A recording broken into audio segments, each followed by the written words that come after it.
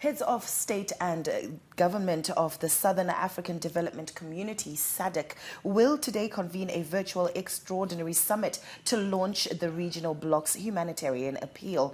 The launch follows poor harvests across the region caused by low rainfall due to the El Nino phenomenon.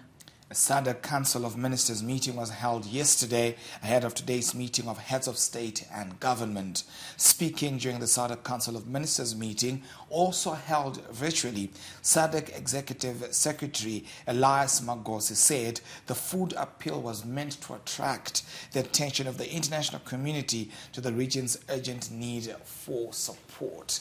Of course, testing times for the SADC region, which of course the onset of El Nino. Now, something quite interesting, El Nino is actually a Spanish term. The full term is actually El Nino de Navidad, which means the little boy that arrives during Christmas.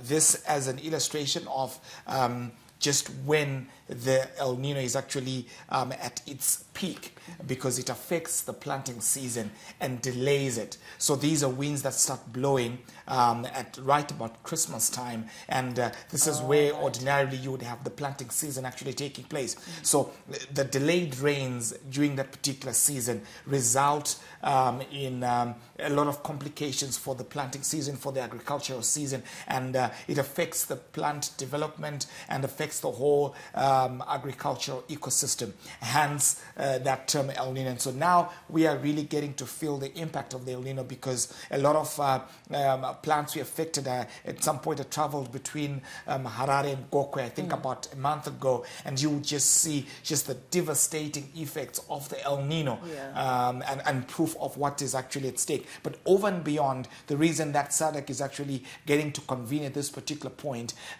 is because 3 countries have declared a state of disaster, including Zimbabwe, Malawi, and Zambia.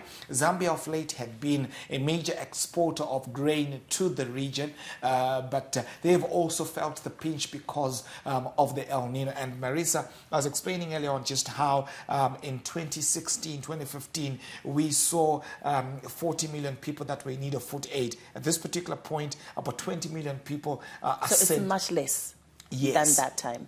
Okay. Precisely. And the last time we had 700,000 livestock that perished because of the El Nino.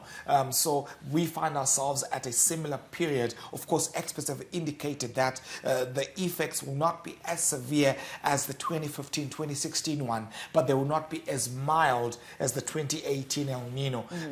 So at this point, the SADC heads of state are meeting to discuss the mitigatory measures that would be important at this particular point. Of course, South Africa remains a solid exporter against this particular backdrop, and a lot of countries are looking to be sourcing their grain from South Africa as well as from Tanzania, but that will not be enough to support the entire region. And so exports are already being planned for imports rather from destinations such as Mexico and other parts of the world. But during times like these, Marisa, I know that as Zimbabweans there is that proclivity and that appetite for white maize. There may be need to look at other kinds of maize, your yellow maize. Yellow maize and stuff. Because I do remember as a season when I was younger, I remember seeing that the yellow sadza. And people would call it Kenya. You know, it was just your answer. But maybe you are right to look at means like that. Konapo,